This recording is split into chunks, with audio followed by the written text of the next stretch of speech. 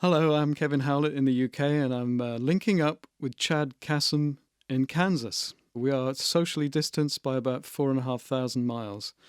Chad, it's great to talk to you because I've been a big fan of Analogue Productions label and quality record pressings. And we have been able to communicate because of the wonderful sounds of female vocals, an album I stumbled across and loved. And we've been in touch since. So great to talk to you. And I want to talk to you about the wonderful sound series and other things to do with Analogue Productions. So thanks for talking to me. Hey, anytime, man. This is awesome how this came about. Well, let's start with the Wonderful Sounds series. The first album of that was The Wonderful Sounds of Christmas. So what was the thinking behind that? How did that all come together? Well, I kind of thought about this whole The Wonderful Sounds of series, and I thought the first thing we should do is Christmas. And I just thought that it would be really great to have an audiophile version of a Christmas album, with really good sound and really choice songs. There's really great Christmas songs. Like Little Drummer Boy. When I sat and listened to that and heard what a good recording it was, I just couldn't believe it. It was just really surprised me how good of a recording that was. And we want to pick well-known, great-sounding songs of top-notch performers that together sound great and musically and sonically are at the top. And we want those two things to be at its highest, the sound quality to be at its highest, and the musician and the performance, as well as it being a well-known track. Well, on the Christmas album, you have obviously a lot of what people might regard as vintage recordings, 50s and early 60s. But if there's anything that these albums show is that they really knew what they were doing in the 1950s and 1960s when they were recording on a medium that's very different to today. They were recording on either 1-track or 2-track or 3-track, maybe 4-track when you get into the 60s. But these recordings are magnificent and they just come alive when you hear them. Well, I love the golden age of stereo recordings. Some of the mono stuff in 56, 57, is great. And then most of the early stereo stuff in 58, 59, 60, 61, 62. Man, it's hard to beat the engineers, whether they were in England or America. Sound recordings at that time were wonderful. Just glorious analog tube sound, and those engineers had great studios, really, really cared about what they were doing, and they just did a good job. And, it's hard for anybody, even 50, 60 years later, to come close to what those guys were doing there. And what they were doing then, it was simplicity was one of the great reasons. These were musicians that didn't need to do 100 takes of a song. These were good recording artists that were talented. They didn't need auto-tune. They didn't need all the things that's going on today. They didn't need all the extra help. And when you go in the studio and you record live to 2-track with, Neumann mics and AKG mics and Ampex tape machines, and glorious analog sound, and these great engineers of the time, it can't be topped, man. The engineers of today are still trying to stay in the same quality as those guys. That's what everybody's shooting for, and rarely can we match and never top what those guys did. So I love the sound of the old vintage early stereo recordings. Just so warm and rich and smooth and just so pleasing to the ear, It's just, what's better than hearing Ella Fitzgerald and some of the artists we picked sounding so wonderful? It's awesome. The album that really hooked me into all this was the wonderful sounds of female vocals, which I came across by chance earlier this year. The wonderful thing about it, I'm going to use the word wonderful a lot, I think, is that you have these vintage recordings that we're talking about sounding so brilliant next to more modern recordings. It's all mixed together. So you have Ballad of the Runaway Horse, Jennifer Warnes, and you have Julie London, Cry Me a River. You know, they're on the same album, and they're both beautiful, sparse recordings. That's the other thing. I think I like the space that you hear in these recordings. Instruments in their place. It's not a messy sound. Everything is very precisely placed across the stereo. It's so enjoyable to hear these kind of recordings. And so it's an audiophile sampler in a way that if you want to impress people, you can just put this album on and let it play. And you have this great variety of songs and sounds and voices. In a way, for me, it reminds me of when I was finding out about music, devouring music. I remember when I was 12 years old, there was a series of Island Records samplers in the UK. The first one I bought was their second one, Nice Enough to Eat, and it had 21st Century Schizoid Man on there by King Crimson, but it also had Time Has Told Me by Nick Drake. You know, so it went from that kind of extreme to another extreme, and Traffic and Fairport Convention, even a song called Strangely Strange but Oddly Normal by a group called Dr. Strangely Strange. So you were exposed to all these just tracks from all over the place, but it all worked. It was all on Island Records, and it opened my mind. And so many labels at that time did these great sampler LPs. I think that's why I'm excited about this wonderful sound series that you're doing, because I've been listening to music ever since I can think, yet there are surprising discoveries on these albums for me, which is just so delightful to hear. It's such a great variety of singers and sounds on the wonderful sounds of female vocals. So I was very excited about that, but even more excited then when I found out there was going to be a companion album, which has just come out, The Wonderful Sounds of Male Vocals. And I think I love this even more, which is really surprising because it's just full of these kind of delights that I've just been talking about.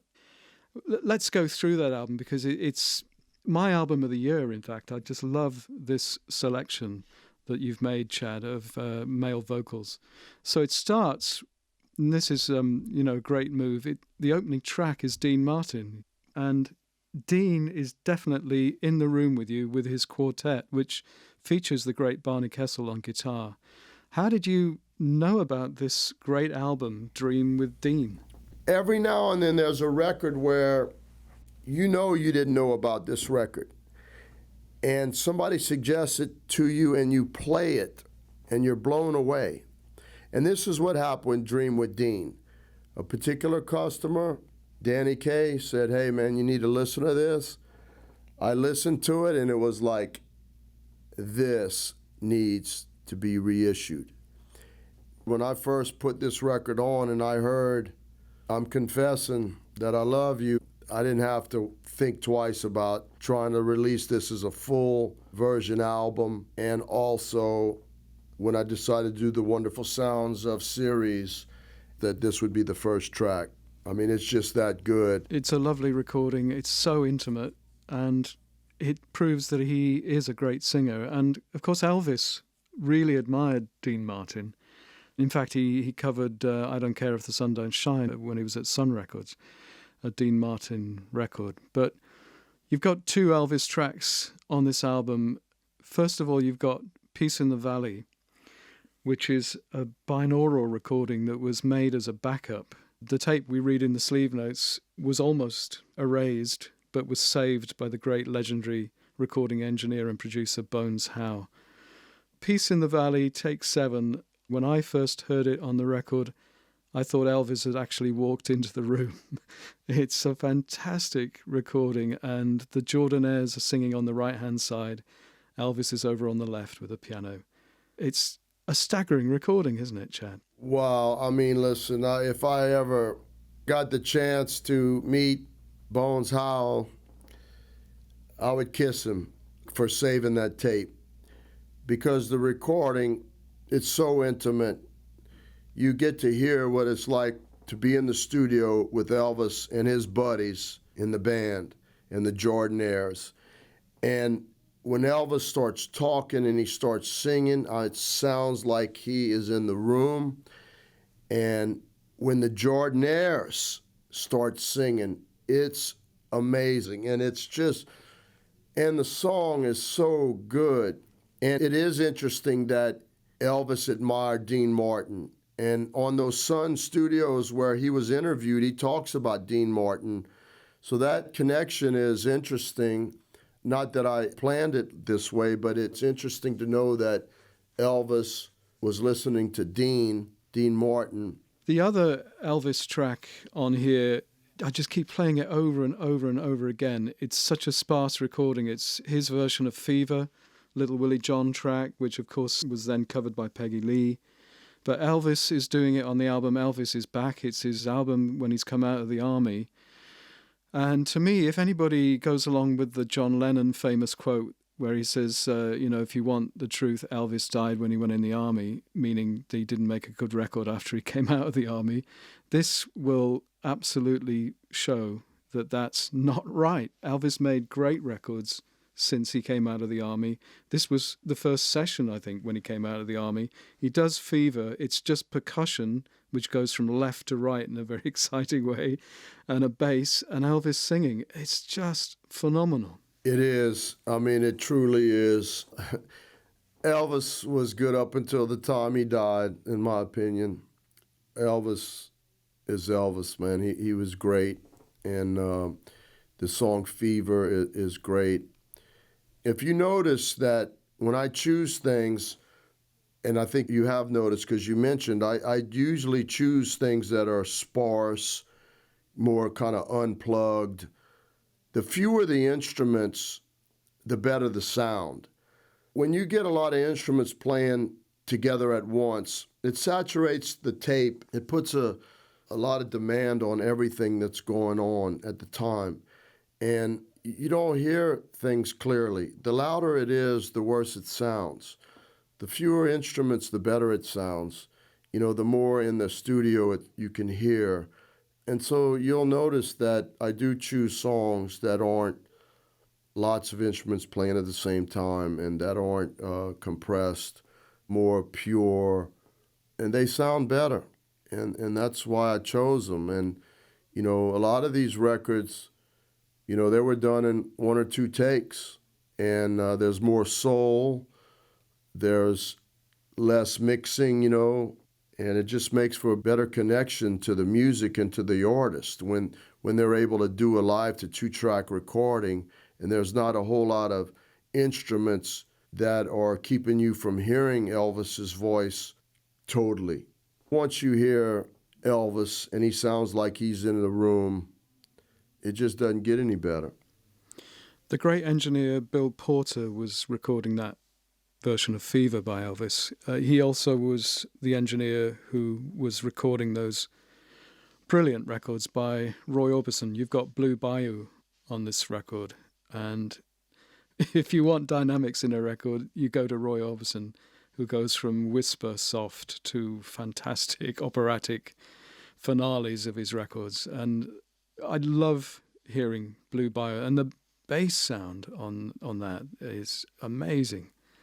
And he's such an emotional singer, Roy, too. I think that's the other thing about this album. You've got people who really communicate emotion in their recordings. Yeah, Roy Orbison was another fantastic artist, and the purity of his voice.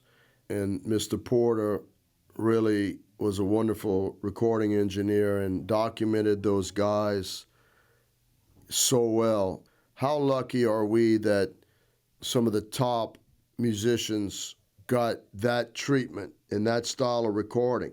We're just so fortunate that you can hear the top musician at his top of his game get recorded with that treatment, and because it can't be topped. Roy Orbison in the UK continued to have hits during the beat boom of the mid-60s when quite a few American artists found it difficult to break through at that time. The other act that continued to have hits in the UK, and I think this is true for America too, in the kind of onslaught of the British invasion, the Beach Boys. And you've got In My Room in stereo on the wonderful sounds of male vocals. that again is a recording that just envelops you. You hear those wonderful Beach Boys harmonies in glorious stereo, and you hear details that you may never have heard before in the way the voices are blending, but also in the very subtle instrumentation. There's a lovely organ part on there, which is maybe not so apparent in other recordings of this song that you've heard. But I was, again, blown away by this recording of In My Room. And Analogue Productions has, in fact, reissued a lot of the Beach Boys albums from that era, hasn't it? Yes, we did 14 different Beach Boys albums. 10 of them were stereo and mono. And then the other 4 were only released as stereo. But of all the Beach Boys albums, even Pet Sounds, I think The Surfer Girl, sonically and musically, is just, I think it's my favorite Beach Boy album. And the sonics of it are incredible. And In My Room is exactly what it sounds like. It sounds like they're in your room. And the harmonies and the background vocals, just such an incredible sounding recording. It's such a good song. And it takes your breath away. You know, when I play that, man, people just, their mouth falls open. It's just such a wonderful song. And you really hear how wonderful the Beach Boys are. It's cleverly sequenced on this album because the Surfer Girl came out October 63. And the next song on the side is Brand New 64 Dodge, which is by Greg Brown, and he's describing a situation in November 1963, just before President Kennedy was assassinated. So it's almost like the last days of innocence before that a tragedy happens. And you go from In My Room to Brand New 64 Dodge. They are decades apart in recording. Obviously, there's a deep bass that comes in with Brand New 64 Dodge. It's a beautiful production. And Greg Brown is one of those artists that operates on the fringe, but more people should know about him, I think. He's a terrific songwriter and singer. Yeah, Greg Brown is awesome. In this particular song, I just love everything about it. The sonics, the music, it's sparse, it's real. It's kind of Americana-type music that it's just lovely, man. It's a real demo cut, but it's good musically, you know. And you're right. That's what's good about these samplers. It gives people a chance to maybe learn about something they didn't know about or an artist they didn't know about. You know, of course, they've heard of Elvis and the Beach Boys, but, you know, to throw in Greg Brown in the middle of that really lifts him up, that, you know, we would pick him to go side by side with, you know, Roy Orbison, Willie Nelson, and Elvis. You know, that says a lot about how much we think of him as an artist. And so it gives people a chance to learn about something that they might not have known about. But, you know, you were going along with In My Room and Brand New 64 Dodge. The next song from that is the Harry Belafonte Scarlet Ribbons. And I'd like to tell you a little bit about that. Now, that's from the Belafonte at Carnegie Hall. And that song never made the album because they only had so much time. Well, that song is from the encore.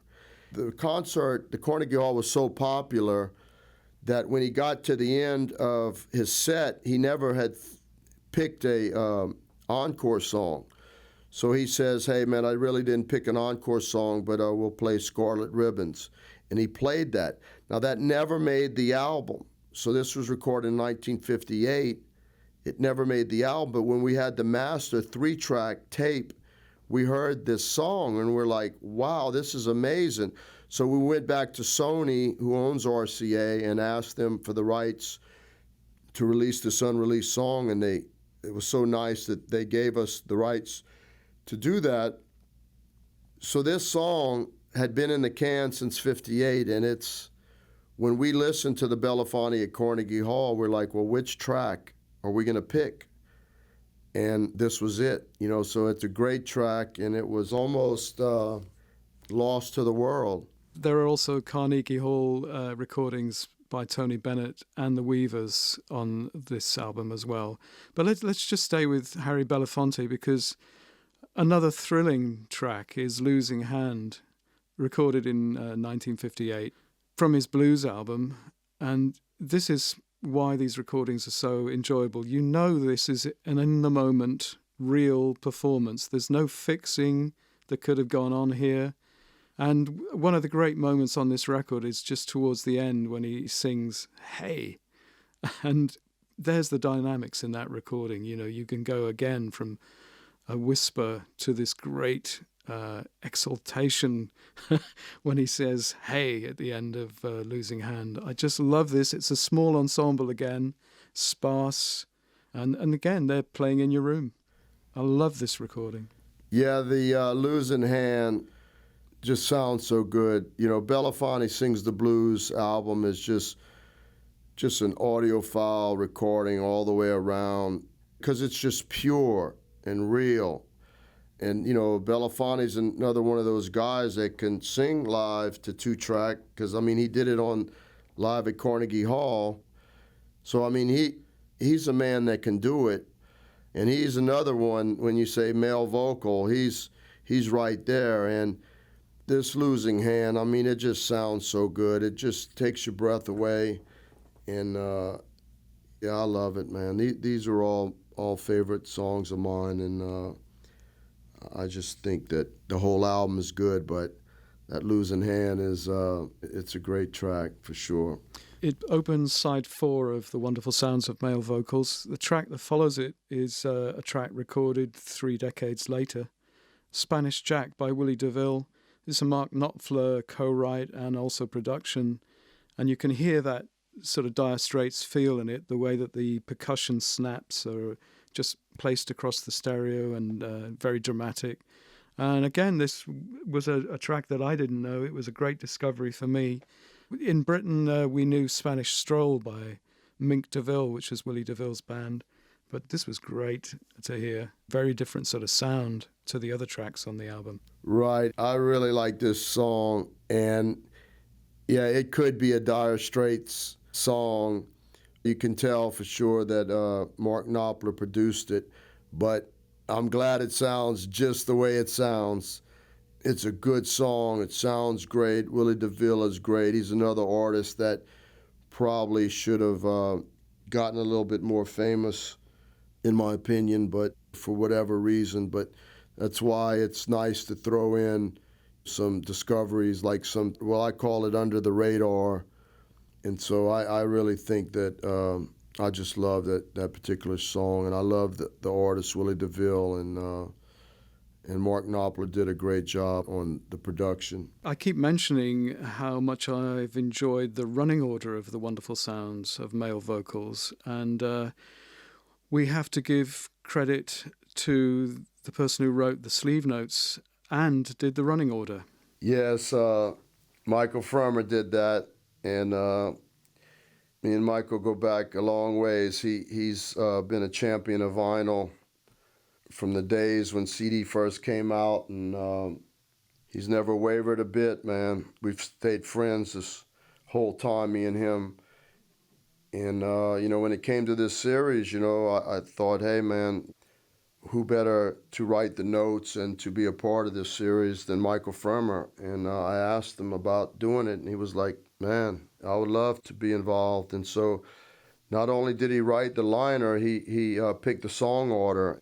It is an art to pick the song order. You know what I mean? It's one song has to go to the next one and has to be a smooth transition. And so Michael wrote some nice liner notes, and I really liked the song order he chose.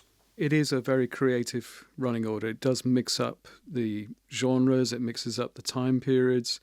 He does look for themes in the way that the lyrics of songs link together. I'm looking at the sleeve notes for The Wonderful Sounds of Male Vocals, and he says about side 1, he says, the weepy boy side ends with some serious southern comfort from Aaron Neville's mossy cover of John Hyatt's Feels Like Rain.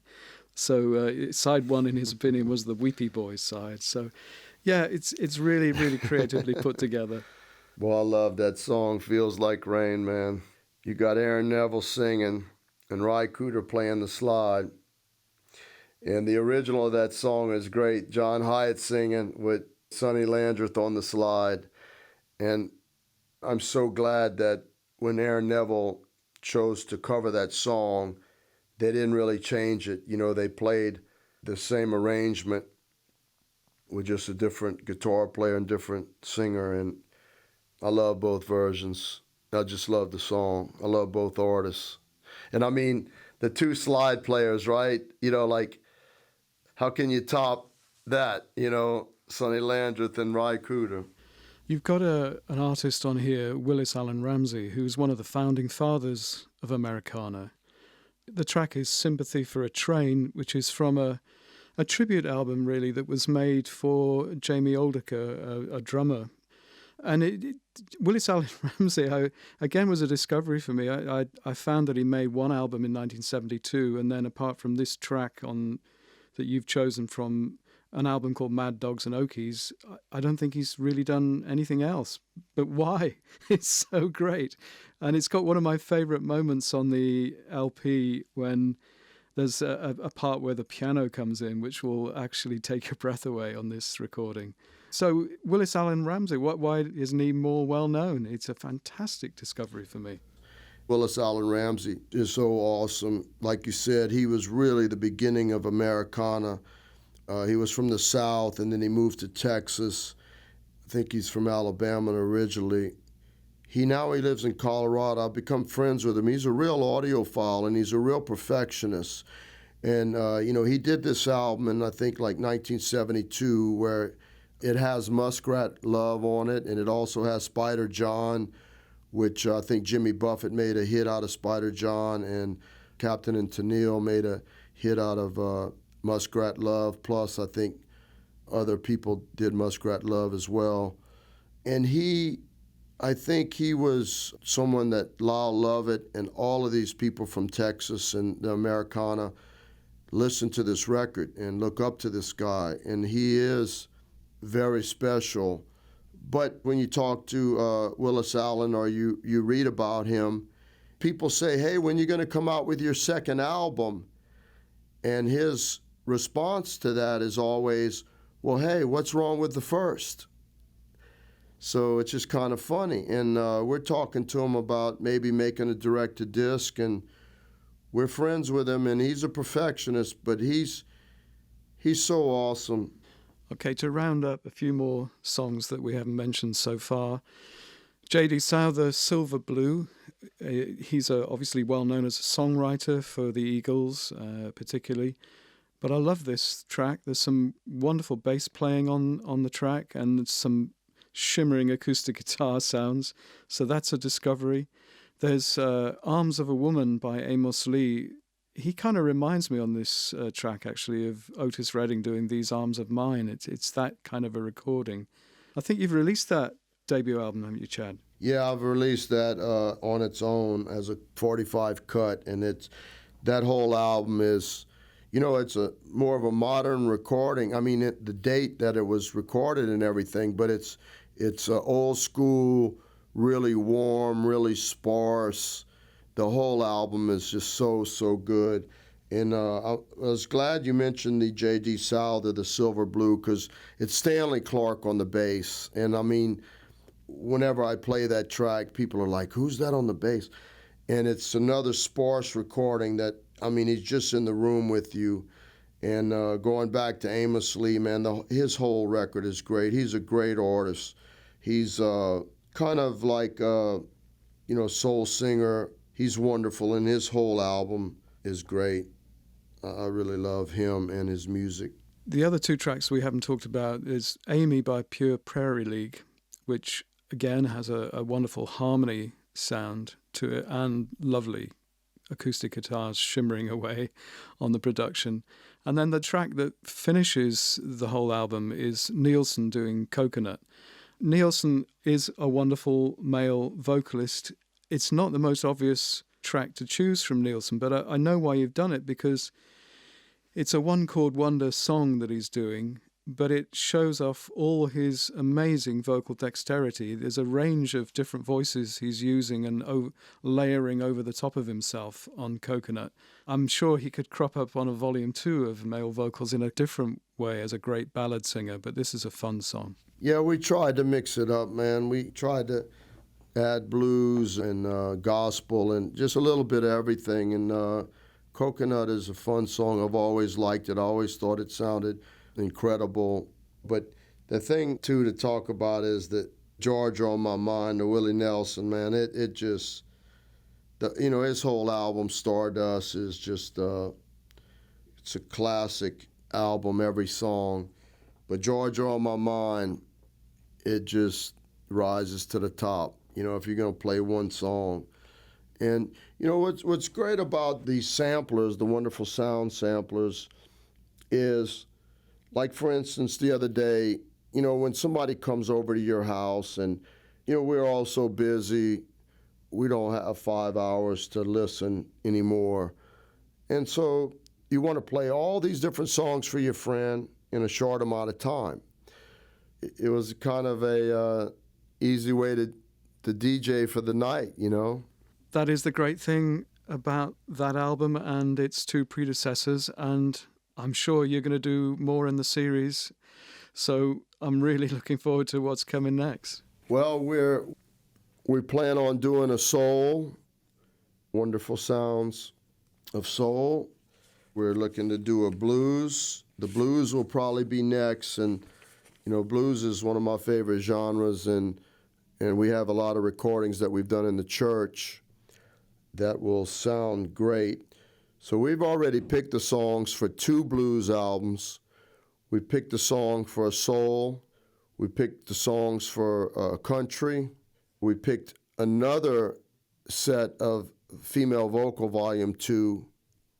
We have also picked one of like demo cuts, like, early stereo kind of ping pong, when they were doing all those demo cuts, some Mancini and some different things like that will make the album cover look how those cool album covers came out with the demonstration. We'll put like Dick Shorey, Bang Broom and Harp, and Bob and Ray. Some of the great demo, a lot of them are percussion tracks, this, that, and the other, but it'll be like the early demo record of the late 50s, early 60s.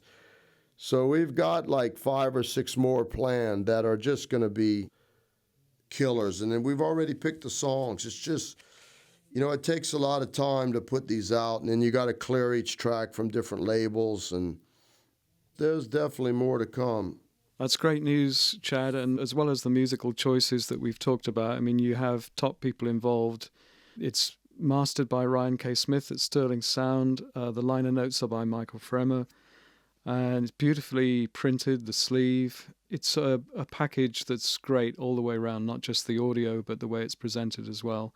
So I'm really looking forward to the next one, but at the moment I can't stop playing the wonderful sounds of male vocals. So thanks for putting that together. So far, so good. So far, so good.